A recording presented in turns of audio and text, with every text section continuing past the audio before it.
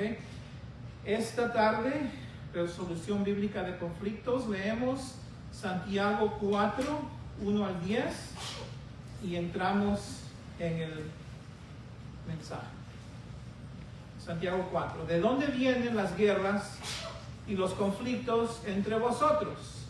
¿No vienen de vuestras pasiones que combaten en vuestros miembros? Codiciáis y no tenéis, por eso cometéis homicidio, sois envidiosos y no podéis obtener, por eso combatís y hacéis guerra, no tenéis porque no pedís. Pedís y no recibís porque pedís con malos propósitos para gastarlo en vuestros placeres. Oh almas adúlteras, ¿no sabéis que la amistad del mundo es enemistad hacia Dios? Por tanto, el que quiere ser amigo del mundo se constituye enemigo de Dios. ¿O pensáis que la Escritura dice en vano, Él celosamente anhela el Espíritu que ha hecho morar en nosotros? Pero Él da mayor gracia. Por eso dice, Dios resiste a los soberbios, pero da gracia a los humildes. Por tanto, someteos a Dios, resistid pues al diablo, y huirá de vosotros. Acercaos a Dios, y Él se acercará a vosotros. Limpiad vuestras manos, pecadores, y vosotros de doble ánimo, purificad vuestros corazones. Afligíos, lamentad y llorad, que vuestra risa se torne en llanto y vuestro gozo en tristeza. Humillaos en la presencia del Señor y Él os exaltará. Este es un texto que nos va a ayudar a resolver nuestros conflictos de manera bíblica. Y quería otra vez que sea parte de esta serie porque esta es una área crítica en los hogares, especialmente matrimonios, relaciones con nuestros hijos, con otros parientes, amistades, especialmente los conflictos con cualquier persona en el cuerpo de Cristo. Es algo que no es agradable a Dios. Uno no puede tener conflictos no resueltos en el cuerpo de Cristo. Son como un cáncer en el cuerpo de Cristo, porque somos miembros los unos de los otros. Dice la Biblia, el amor que tenemos para el hermano en Cristo, la hermana en Cristo, es una de las evidencias de tu salvación. Dios no nos da opción de tener conflictos no resueltos en nuestras vidas. Y para comenzar, quiero leerles algunos versículos que subrayan esa verdad. En Hebreos 12:14, seguid la paz con todos y la santidad, sin la cual nadie verá al Señor. Dios requiere que sigamos la paz junto con la santidad y nos amonesta, si no lo haces, no vas a ver a Dios. En Mateo 5 es aún más fuerte. En el versículo 23 dice, por tanto, si tú traes tu ofrenda al altar y ahí te acuerdas que tu hermano tiene algo contra ti, deja ahí tu ofrenda delante del altar y anda, reconcíliate primero con tu hermano y entonces ven y presenta tu ofrenda. Este es algo que Dios lo toma con mucha seriedad y he titulado el mensaje esta mañana, la raíz de los conflictos y cómo resolverlos. La raíz de los conflictos y cómo resolverlos, Santiago 4, 1 al 10. Y mi argumento es este. Si tú quieres honrar a Dios en esta área de tus vidas, tienes que aprender dos cosas. ¿Cuál es la raíz de los conflictos? Y cómo es que Dios dice que debemos resolverlos. ¿Cuál es la raíz de los conflictos y cómo dice Dios que debemos resolverlos? Si tú aplicas esto a tu vida, entonces vas a poder honrar a Dios en esta área de evitar los conflictos. A pesar que va a ser algo difícil, no es algo fácil. ¿Qué es lo que está pasando? Santiago lo estamos estudiando cada domingo, como ustedes saben, estamos los domingos en el capítulo 1, pero este es el pasaje que para mí es más enfocado en resolver conflictos. Por eso es que me he saltado 3 capítulos para predicar Santiago 4 del 1 al 10. Y como ya sabemos, Santiago era el medio hermano de Jesús. Santiago era básicamente un líder en la iglesia de Jerusalén. Lo puedes ver su decreto de él en Hechos capítulo 15. Y él escribe esta carta a cristianos que han sido desterrados, han sido desalojados de sus tierras, de sus casas, y están por la persecución, vagando por diferentes áreas en Asia Menor. Y lo bonito de este pasaje y de esta carta es que él no está escribiéndoles una carta para ayudarles a justificar el pecado, a pesar que están sufriendo. No está dándoles pretextos para vivir de manera impía, que no agrada a Dios. Él está exhortando a la santidad, a la obediencia en medio de sus sufrimientos. Entonces, el capítulo 4, el tema es cómo lidiar con los conflictos humanos, con los conflictos con hermanos, con los conflictos en la iglesia. Entonces, podemos aplicar esto a nuestras amistades, a la iglesia, a nuestros matrimonios, a cualquier área donde tenemos conflictos. Entonces, dos partes: la raíz de los conflictos.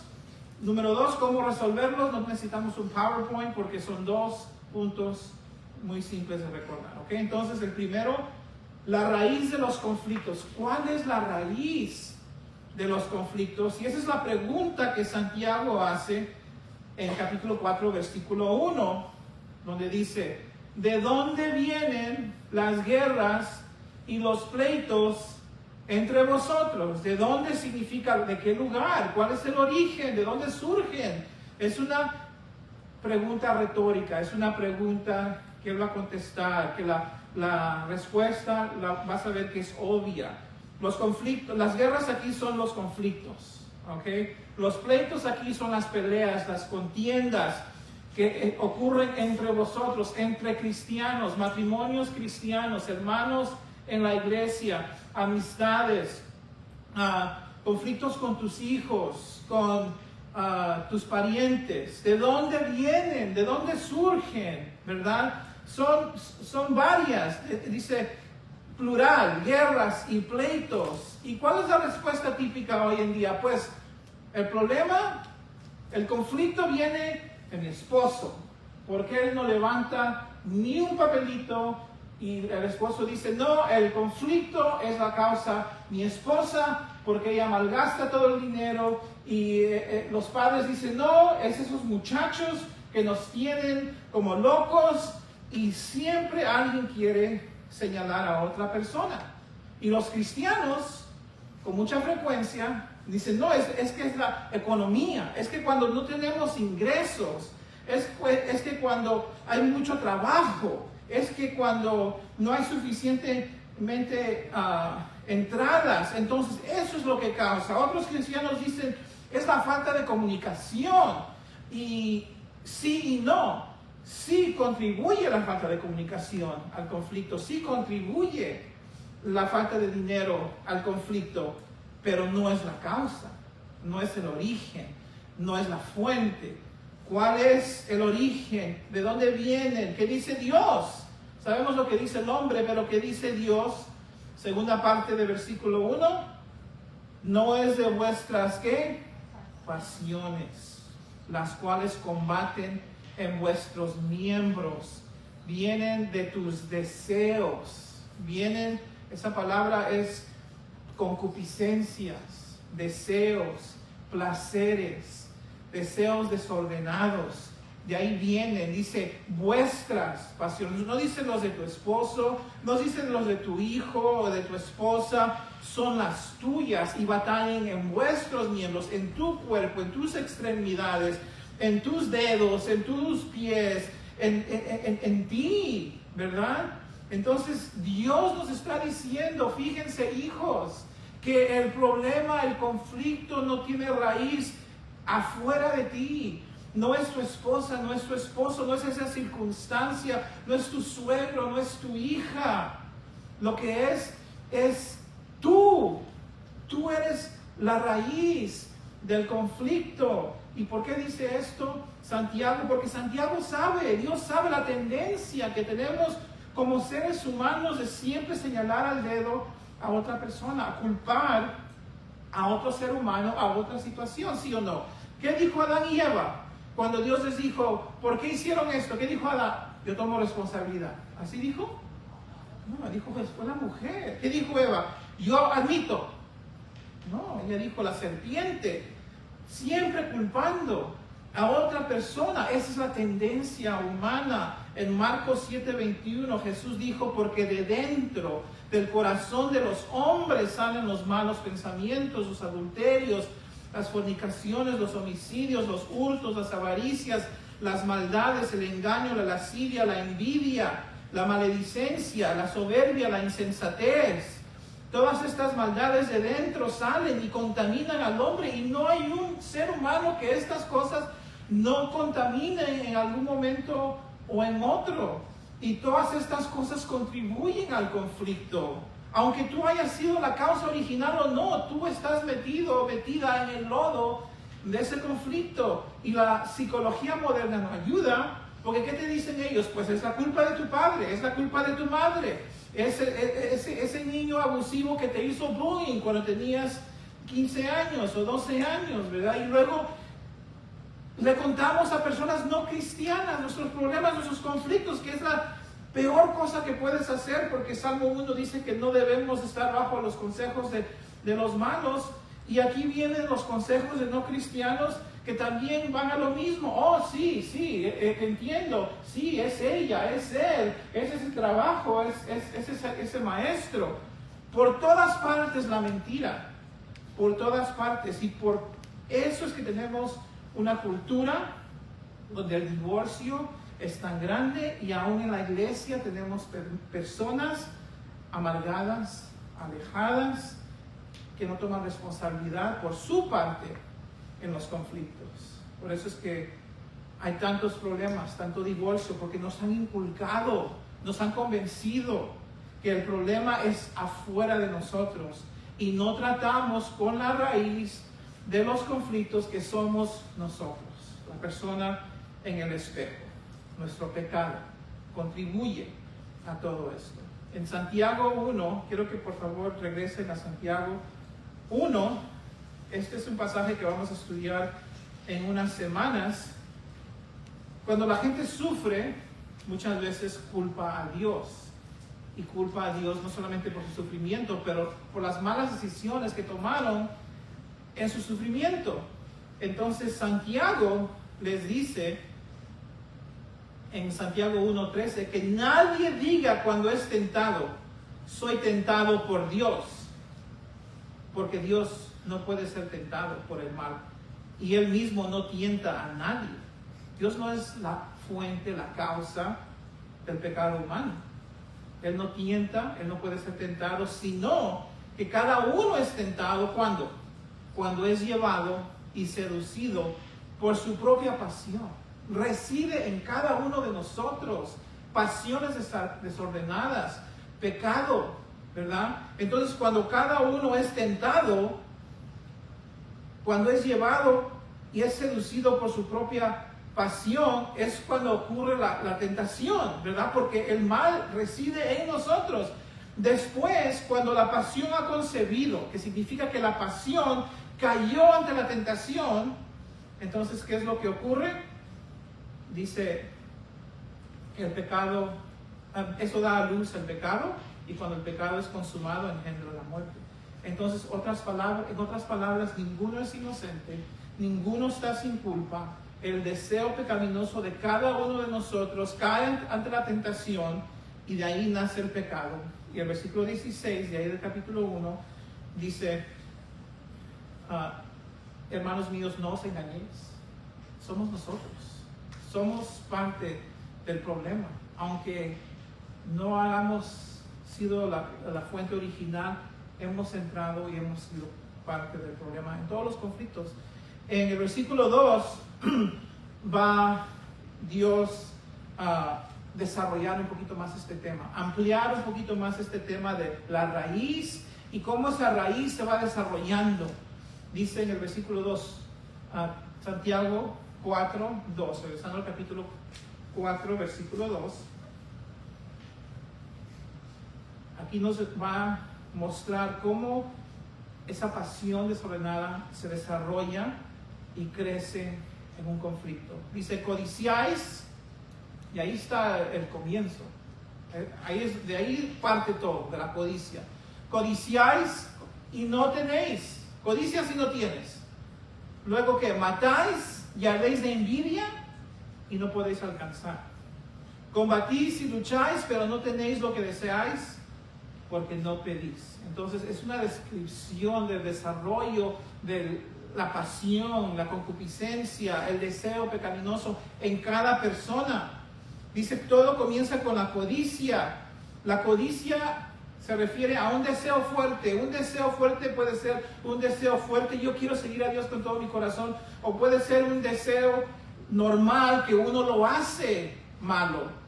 Por ejemplo, tú quieres que tus hijos te honren y eso está bien, pero luego tú los abusas verbalmente o tú les haces sufrir hambre. Entonces esa ya se hizo una pasión, un deseo pecaminoso, porque por tu deseo de ser honrado, tú has actuado pecaminosamente. Entonces ese es el tipo de codicia que está hablando. Codicia, si tienes un deseo desordenado que comienza mal, puede ser un deseo por el respeto, por amor, tú quieres reconocimiento, quieres ayuda, tienes una necesidad, un saludo, inclusión, atención, quieres una amistad, quieres una posición. Entonces en sí esas cosas no están mal, pero cuando esas cosas no tenéis, llegan a producir que tú matas, ardes de envidia porque no las puedes alcanzar y combates y luchas, ya se hizo algo conflictivo, no por el que el deseo en sí estaba mal, pero por el deseo pecaminoso que lo hizo mal, la reacción. Entonces aquí dice Santiago, codiciáis y no tenéis, deseas y no recibes, ¿verdad? No tienes, entonces matáis y ardéis de envidia. Pero yo no mato a nadie, decimos, ¿verdad? Pero matar no es solamente asesinar a un ser humano, quitarle la vida. Está hablando con quién aquí Santiago, está hablando con cristianos. Entonces los cristianos no matan a personas, tú sabes, apuñaladas, pero sí odian, sí usan palabras abusivas. Jesús dijo en Mateo 5:21, ustedes oyeron que fue dicho a los antiguos, no matarás, cualquiera que matare será culpable de juicio, pero yo les digo que cualquiera que se enoje contra su hermano será culpable del juicio. Cualquiera que le diga necio a su hermano será culpable ante el concilio, y cualquiera que le diga fatuo o estúpido quedará expuesto al infierno de fuego. Entonces, cuando uno no recibe lo que codicia, ese deseo desordenado comienza a matar, comienza a odiar, comienza a usar palabras abusivas, palabras que desprecian. Entonces ahí se comienza a desarrollar el conflicto, y Jesús nos dice que eso es algo serio, que eso nos va a llevar al infierno, lleva a personas al infierno, ¿verdad? Y luego dice ardéis de envidia. Eso significa que ese deseo ya ha crecido a una envidia, a una codicia. Esa es una palabra que habla de una envidia material, y porque no recibes esa codicia material, esa envidia, ¿qué es lo que haces? No la puedes alcanzar, entonces combates y luchas. Combatir significa chocar fuertemente con la otra persona, y luchar significa le haces guerra. A veces le hacemos guerra de manera agresiva, otras veces pasiva, pero es guerra. Entonces eso es lo que ocurre. Y luego encima de todo eso viene la falta de oración. Dice ahí otra vez en el versículo 2, no tenéis lo que deseáis porque no pedís, no oras, no estás orando. Quieres algo, pero en vez de orar y esperar pacientemente, estás luchando, estás combatiendo, estás chocando. Lo que debes estar haciendo es orando, pero no oras porque no tienes lo que deseas, porque no oras. Entonces hay una falta de oración en la vida de la persona porque sabe que no está actuando correctamente. Y a veces la persona ora, y en el versículo 3 lo dice, pedís y no recibís porque pedís mal para gastar en vuestros deleites. Entonces a veces la persona que está entrando en el conflicto entra en un tiempo de oración, pero es una oración incorrecta. ¿Puedes orar por cosas incorrectas? Sí, claro que sí. Muchas veces uno puede orar por cosas que solamente alimentan ese deseo del placer. En vez de orar una oración de arrepentimiento, está orando por cosas que no deben. Entonces todo esto está hablando de que de cristianos que no están pensando bíblicamente, que no están actuando bíblicamente, que están consumidos por sus deseos y están siendo materialistas. Entonces, ¿quién piensas que está atrás de todo esto? El diablo. En Efesios 4:27 nos dice que el diablo, el tentador, el instigador, está involucrado en el conflicto. Y en Efesios 4:27 nos dice que si no ponemos un fin al conflicto, le estamos dando al diablo un lugar. ¿Okay? Entonces, ¿por qué está hablando así de fuerte Santiago? ¿Por qué es tan fuerte? ¿Por qué enfatiza tanto el pecado? Porque Él quiere que lleguemos a reconocer que la raíz somos nosotros. No es simplemente que mi primo o el jefe o el esposo o la esposa no hizo lo correcto. Yo soy parte, yo he entrado en ese conflicto y yo estoy reaccionando de manera pecaminosa y estoy dándole un lugar a Satanás, y muchas veces estamos justificando nuestro enojo, ¿verdad? Pero lo que vamos a ver aquí es que Dios no justifica ese enojo y fomentar ese conflicto. Entonces, en el versículo 4 y 5 quiero que veas lo fuerte que habla Dios acerca de una persona que ha entrado en este tipo de conflicto cuando codicia y no alcanza y mata y entra en todo eso, ¿verdad? En el versículo 4, esta es la evaluación de Dios de estos conflictos y estos deseos pecaminosos. Dice algo bien fuerte, dice: oh almas que adúlteras, ¿no sabéis que la amistad del mundo es enemistad contra Dios? Cualquiera pues que quiere ser amigo del mundo se constituye enemigo de Dios. Entonces, esta es la manera que Dios ve este pecado del conflicto y los detalles, la codicia y el odio y el abuso y la envidia en la cual hemos entrado. Y Dios lo caracteriza esto como adulterio espiritual. Y hay personas que dicen: pues esto está describiendo a no cristianos, estos son incrédulos. Pero no es posible, porque un incrédulo, escuchen esto, no puede entrar en el adulterio, porque un incrédulo no está casado con Dios. El cristiano está casado con Dios. Dios es su Dios, tiene que serle fiel. Entonces, cuando Dios dice aquí almas adúlteras, está hablando con cristianos que se han desviado. En vez de estar enamorados de Dios, están enamorados de satisfacer sus propias necesidades, deseos pecaminosos. Entonces Dios les dice almas adúlteras, porque eso es lo que están haciendo. Se están adulterando, se están prostituyendo a los placeres, a los deseos, a los enojos. Y esa es la razón que es tan importante evitar el conflicto, hacer morir el conflicto. En Proverbios 20, versículo 3, escuchen lo que dice: es honra para el hombre eludir las contiendas, evitar las contiendas. Cualquier necio se puede enredar en ellas, cualquier necio puede pelear, cualquier necio puede estar, tú sabes, dándole y dándole.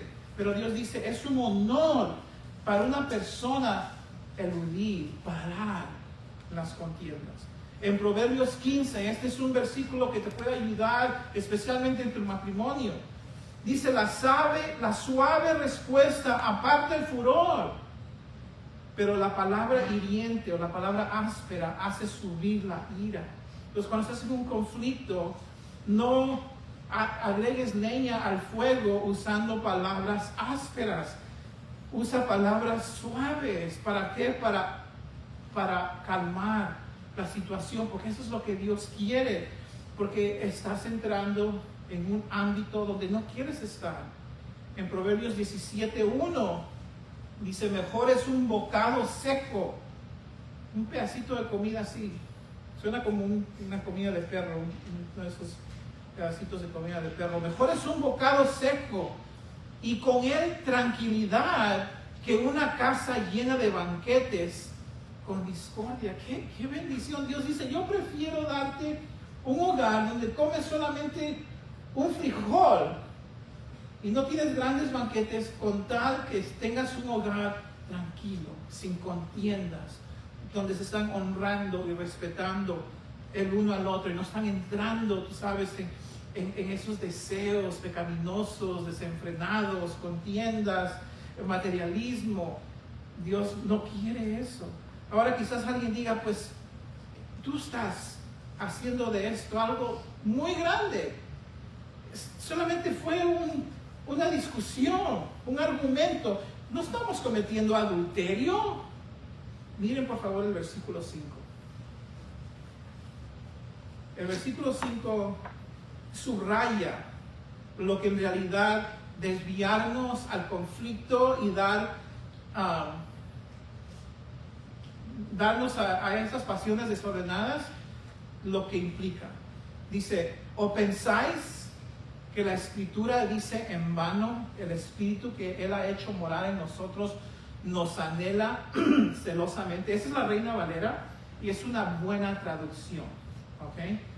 Es un versículo difícil de interpretar y hay personas que dicen, pues no hay un versículo, aquí dice, piensas que la Escritura dice en vano, el Espíritu que Él ha hecho morar en nosotros nos anhela celosamente. No hay un versículo en la Biblia que dice exactamente esto. Entonces, ¿por qué dice aquí que la Escritura dice esto? Pues quizás no lo dice exactamente con esas palabras, pero la Escritura sí enseña esto. ¿Okay? Hay algunos que dicen, aquí no está hablando del Espíritu Santo, aquí está hablando del Espíritu humano, porque el Espíritu Santo no es celoso. Pero pienso que es un error, porque el Espíritu de Dios que está morando en nosotros sí es celoso. Él es celoso para nosotros. ¿Okay?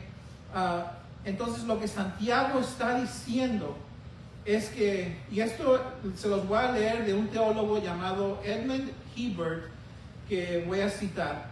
El significado aquí es que el Espíritu Santo que Dios nos ha impartido cuando nos convertimos, anhela envidiosamente nuestra lealtad total y devoción total a Él.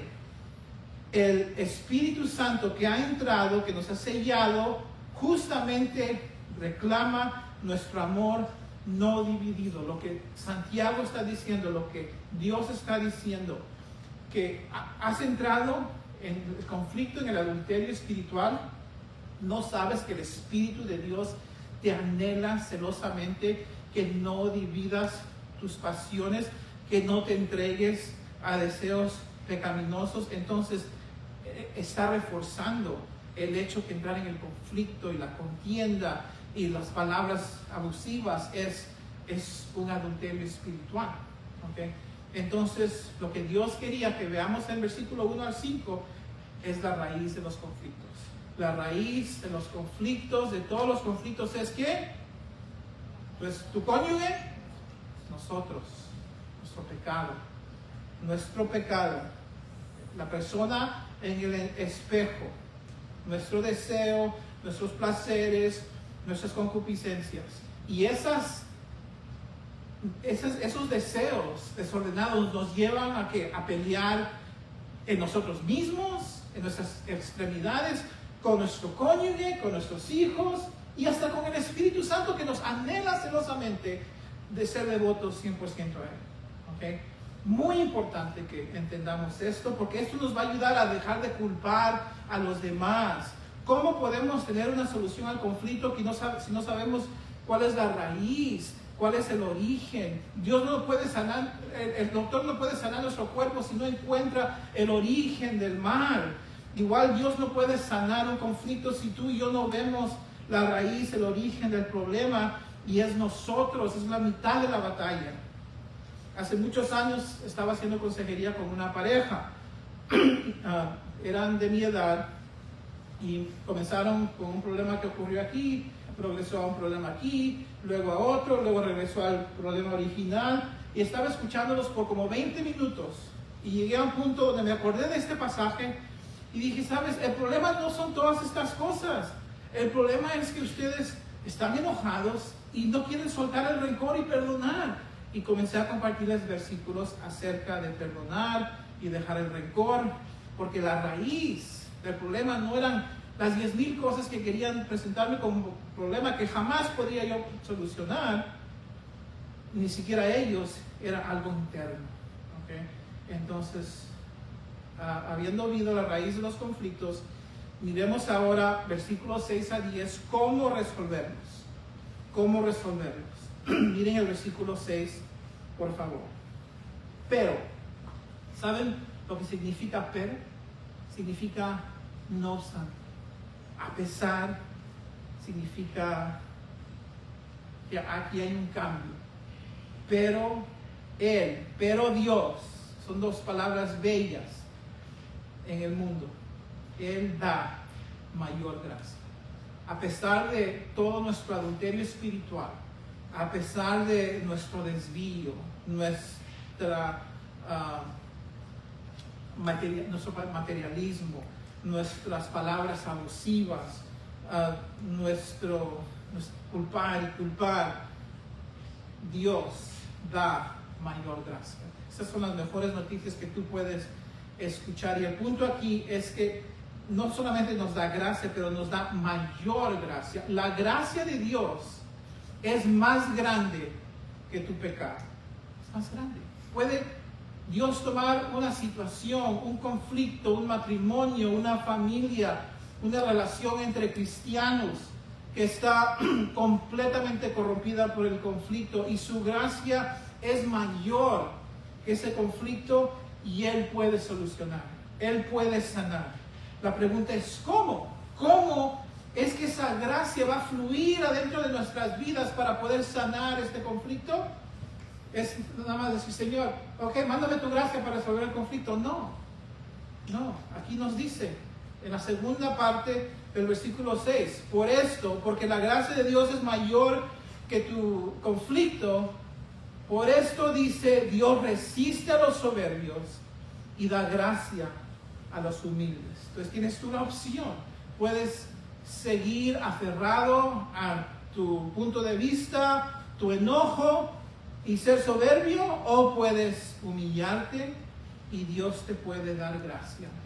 A pesar de que hemos cometido todo tipo de error en el conflicto, adulterio espiritual, Dios está dispuesto a ayudarnos con su gracia a resolver esos conflictos. Pero tenemos que humillarnos ante Él. Entonces la clave a resolver el conflicto, hermanos, comienza con la humildad.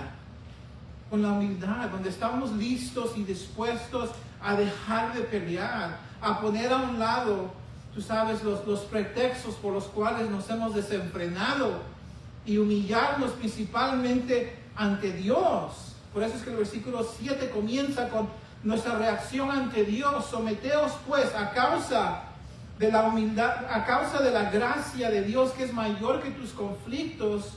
Someteos pues a Dios. Trae tu vida, tu carácter, tu comportamiento bajo el control a Dios. Sé obediente a Dios. Sométete a Él en todo lo que Él dice, no en 10 de 11 cosas, en 19 de 20. Sométete pues a Dios. Y les quiero dar algunos ejemplos.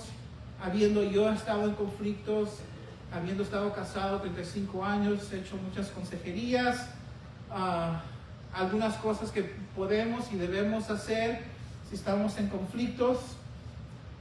Para de estar enojado, para de levantar la voz, para de llamar nombres o hacer insultos, para de exagerar las cosas, para de echar culpas, para de malas palabras, para de detener el perdón, para de traer el pasado, para de dar ese hombro frío, la frialdad, para de ignorar a la persona, para de guardar los rencores, para todas las cosas que tú sabes que Dios quiere que tú pares para comenzar a sanar inmediatamente.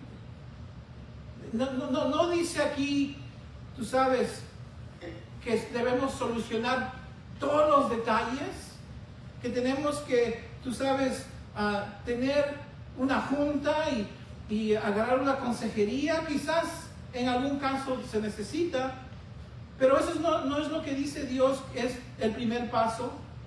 El segundo paso para resolver los conflictos. El primer paso es humillarnos ante Dios. El segundo es someternos a Dios. Hay cosas que muchas veces estamos haciendo o diciendo que sabemos inmediatamente que están mal. El Espíritu de Dios nos está reprendiendo y nosotros sabemos. Dios dice, sométete a Dios.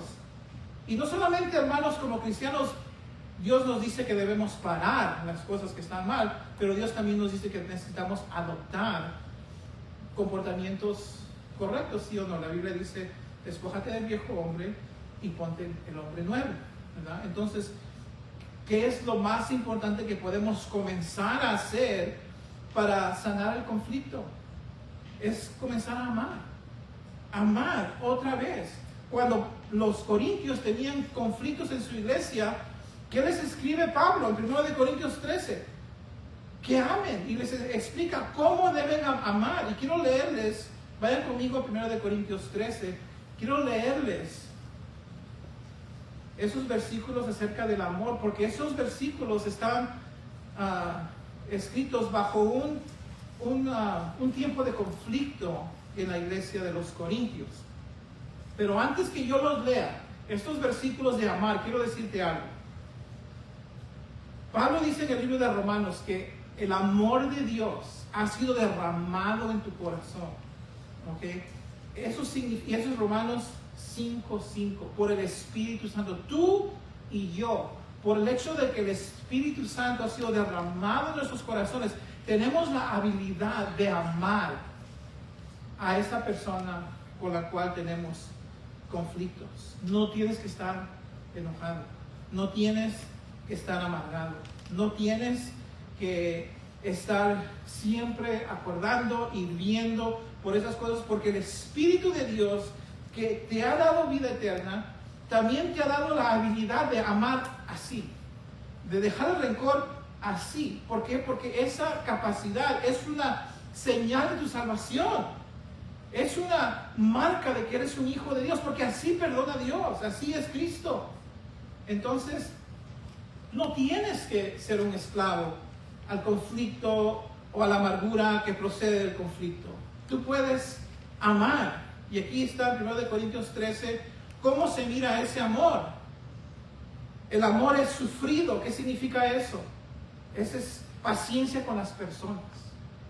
Porque tú eres pecador, pecadora, y tú no haces todas las cosas bien y cometes muchos errores. Tú tienes la habilidad de ser sufrido como una persona que sufre con los mismos problemas, porque tú te conoces.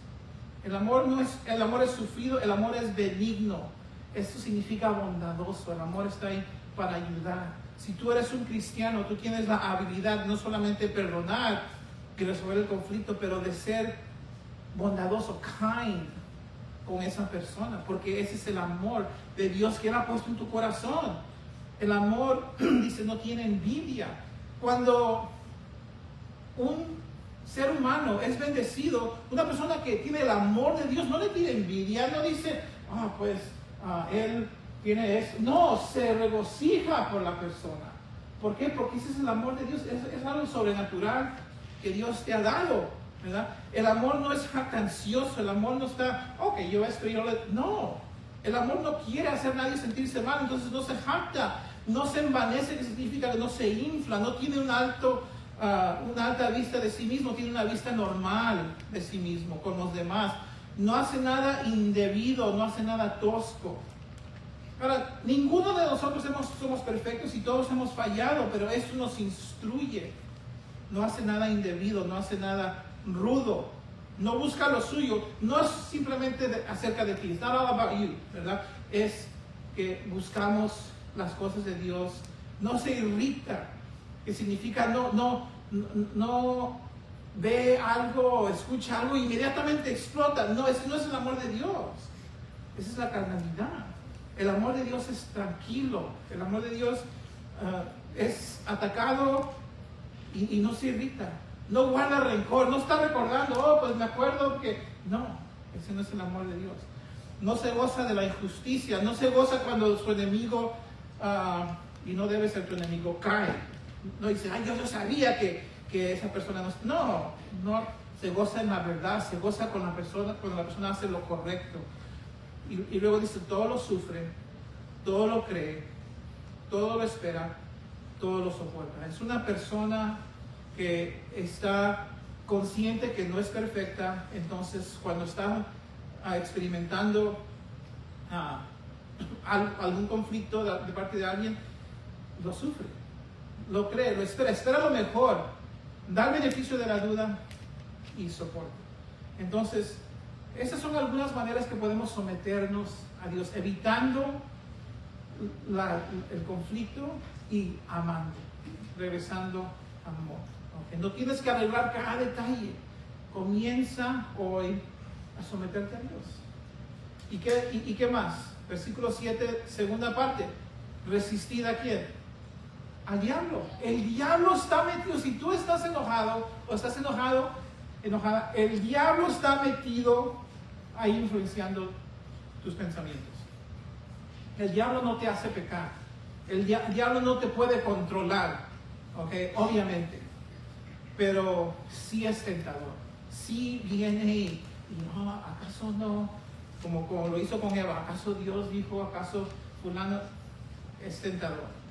Entonces, cuando las tentaciones vienen de ser rencoroso, de ser amargada, de no amar al cónyuge, de no amar al hermano, de seguir la bronca, entonces esos pensamientos deben ser inmediatamente después. Señor, yo sé que eso no viene de ti, yo sé que ese es el enemigo tentándome, esto no es de ti, no quiero darle un lugar, ayúdame, perdóname. Y cuando tú lo resistes al diablo, ¿qué es lo que dice el resto del versículo 7? Huirá de vosotros. Entonces vas a reconocer que hay menos ataques sobre tus pensamientos, hay más tranquilidad, hay más paz. El diablo no está metido ahí contigo si tú no se lo permites. ¿Okay? Entonces, esa es humildad. ¿Qué más? En los versículos 8 y 9 hay una manera de expresar el arrepentimiento. Tenemos que llegar a un punto donde dejamos de hacer excusas por nuestra parte en los conflictos y pedirle perdón a Dios. Entonces en el 8 y el 9 dice, acercaos a Dios y Él se acercará a vosotros. Pecadores, limpiad las manos, y vosotros los de doble ánimo, purificad vuestros corazones, afligíos y lamentad y llorad. Vuestra risa se convierta en lloro y vuestro gozo en tristeza. En otras palabras, acércate a Dios, confiesa tus pecados, llora, reconoce que estar metido en el conflicto es pecado, laméntalo y pídele perdón a Dios. ¿Verdad? Y en el versículo 10 dice, humillaos delante del Señor y Él os exaltará. ¿Qué es lo que fomenta los conflictos y causa los divorcios y tiene a la gente alejada de sí mismo? ¿Qué es? El orgullo. Entonces, mucha gente no resuelve conflicto por su orgullo, por su soberbia, y aquí Dios dice, humíllate delante de mí. Humíllate delante de mí y yo te exaltaré. Es nuestro orgullo, nuestro deseo de ser honrado y reconocido y respetado, que nos escuchen, que nos saluden. Todo eso queremos, son deseos orgullosos, ¿verdad? Dañan nuestro ego. Entonces Dios dice, tú puedes tomar las cosas en tus propias manos y ser miserable, o puedes humillarte y yo te puedo exaltar. Eso es lo que está diciendo. ¿Okay? Entonces vamos a terminar con dos preguntas y respuestas. ¿Qué tal si hay una persona que no quiere reconciliarse contigo? ¿Qué tal si tú dices, ok, Señor, yo quiero no tener conflicto con nadie, pero esa persona no quiere nada contigo? ¿Okay? Romanos 12, 17 y 18. Dice, no pagues a nadie mal por mal, procurad lo bueno delante de todos los hombres, si es posible, en cuanto dependa de vosotros, estad en paz con todos los hombres. Entonces, por ahí va a haber quizás una persona en tu vida que no quiere estar en paz contigo y le hablas y no te quiere hablar, haces una cita, pero no quiere hacer una cita. Ok, en cuanto dependa de ti, tú buscas estar en paz, y si esa persona no te lo permite, entonces tú quedas libre porque tú hiciste lo posible para estar en paz con esa persona. ¿Qué tal si estoy lidiando con una persona que sigue haciendo lo mismo y lo mismo y lo mismo y lo mismo? Pues obviamente si es un adúltera, no vas a seguir en un matrimonio con esa persona, pero por lo normal son personas que tienen debilidades. Puedes tener un hijo o un cónyuge que tiene debilidades, entonces en ese caso tienes que ser paciente.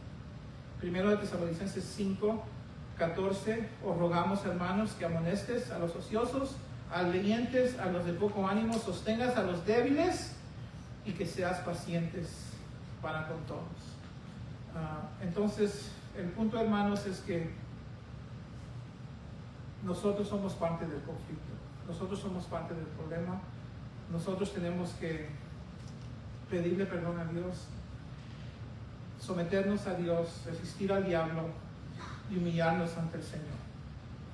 Entonces, esta es la manera que se resuelven los conflictos. Hace muchos años teníamos un libro que estábamos haciendo para los matrimonios. El primer capítulo, excelente, que el hombre ame a su mujer y que la mujer respete a su esposo. Y luego capítulo 2, 3 y 4 ya eran más como ideas humanas, y dejamos ese libro a un lado y recogimos otro libro, se llama Cuando los pecadores dicen acepto. Y ese libro abrazó esta idea, que cuando hay conflictos en un matrimonio, que cuando hay conflictos en una situación, la solución no es, tú sabes, estudiar todos estos tipos de ideas humanas o psicológicas. Lo necesario es ambos venir ante Dios, ambos pedir perdón a Dios y reconciliarnos. Y así es la manera que trabajan las cosas. Y si no conoces a Cristo, lo primero que tienes que hacer es tomar ese paso de pedirle perdón a Dios. Vamos a orar. Padre, en el nombre de Jesús te damos gracias porque estas son cosas que no nos van a enseñar en el colegio secular o en Oprah o amistades no cristianas. Estas son cosas que solamente lo vamos a encontrar en tu palabra. Y Señor, hemos cometido muchos errores en nuestras vidas y por mucho tiempo culpábamos y señalábamos y no tomábamos responsabilidad por nuestra parte. Y sabemos, Padre, ahora que ya tenemos más tiempo en el Señor, que nosotros somos una gran parte de cada problema, de cada conflicto, Señor. Y te pido que nos ayudes a humillarnos ante ti, a aceptarlo, pedirte perdón y, Señor, a hacer los cambios y buscar la reconciliación y no vivir una vida, Padre, donde estamos cómodos en estar amargos o alejados o fuera de tu voluntad, Señor. Ayúdanos a no tomar medios humanos para resolver los conflictos en nuestros matrimonios, pero ayúdanos a venir a la cruz, a buscar la sangre de Cristo y buscar la llenura de tu Espíritu Santo, funcionar en nuestros roles como esposo y esposa, y Padre, de esa manera entrar en una vida de bendición. Gracias te damos por que tú nos enseñas. Ayúdanos ahora a hacer nuestra parte y poner estas cosas en práctica y ser humildes ante ti, Señor, para que nuestras vidas te traigan gloria y honra en nuestro hogar siempre. Te pedimos todo eso en el nombre de Jesús.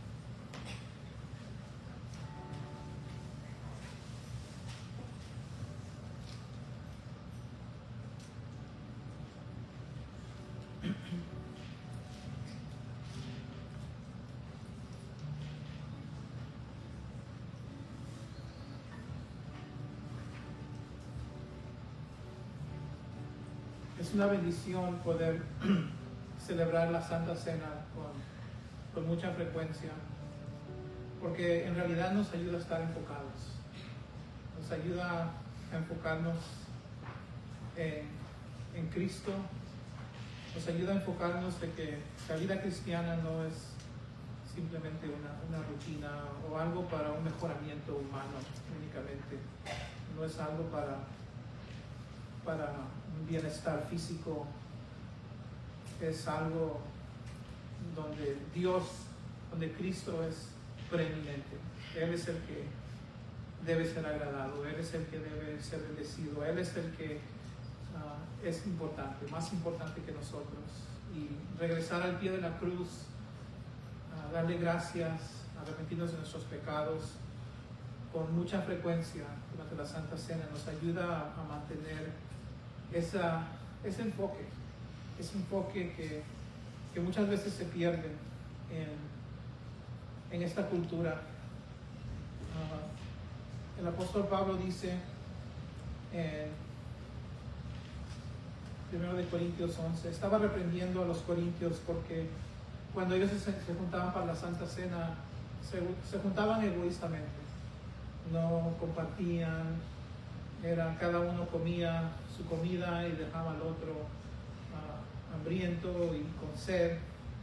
Entonces él les anima a que sean uno, a que sean un cuerpo y que lo hagan juntos. Y él les recuerda: yo recibí del Señor lo mismo que os he enseñado, que el Señor Jesús, la noche en que fue entregado, tomó pan y después de dar gracias lo partió y dijo: esto es mi cuerpo, que es para vosotros, haced esto en memoria de mí.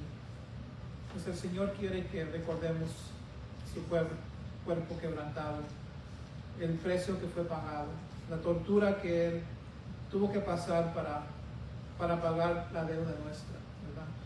Y dice: de la misma manera Él tomó también la copa después de haber cenado, diciendo: esta copa es el nuevo pacto en mi sangre, haced esto cuantas veces la bebáis en memoria de mí. Entonces la Santa Cena no solamente vamos a compartir el pan y el jugo, pero es recordar el cuerpo, recordar la sangre. Eso tiene la habilidad, esa meditación tiene la habilidad de santificarnos y hacernos agradecidos, humillarnos, y eso es lo que Dios busca de nuestras vidas. No que las vivamos descuidadamente, pero siempre conscientes del precio que fue pagado, del dolor que sufrió Dios para nuestra salvación. Porque todas las veces que comáis este pan y bebáis esta copa, la muerte del Señor proclamáis hasta que Él venga. Entonces eso es algo que siempre debe ser proclamado: el Evangelio, la muerte de Cristo. No hay otro mensaje que es importante, no hay otro mensaje en este mundo que debe tomar preeminencia sobre este, y esa es una de las maneras que lo declaramos a todo el mundo. Entonces nos dice que nos examinemos cada uno a sí mismo y entonces comamos del pan y bebamos de la copa. Entonces, con eso en mente, vamos a orar y vamos a compartir juntos. Padre, gracias te damos por tu Hijo precioso, por la sangre, por el cuerpo, por el sacrificio que Él hizo por nosotros. Señor, sabemos que la única razón que tenemos salvación es por ese sacrificio, por ese amor, por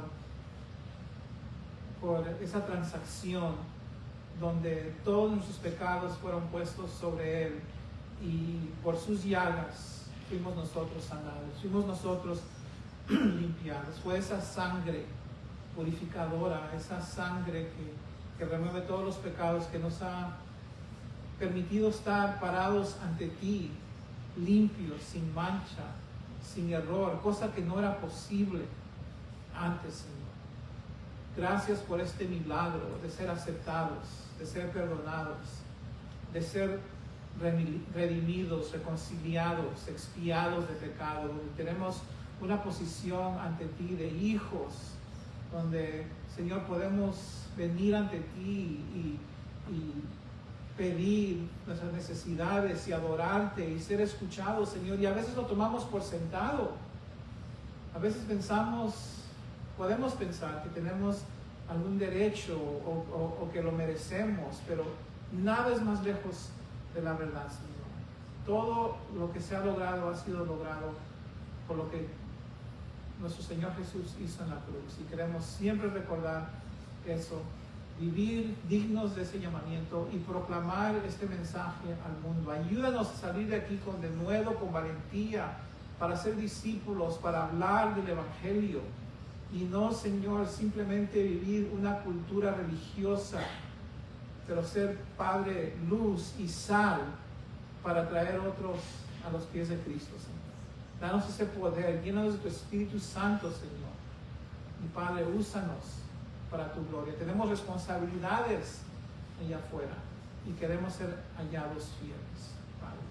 Te damos este tiempo, recordamos lo que hiciste por nosotros, en el nombre de Jesús.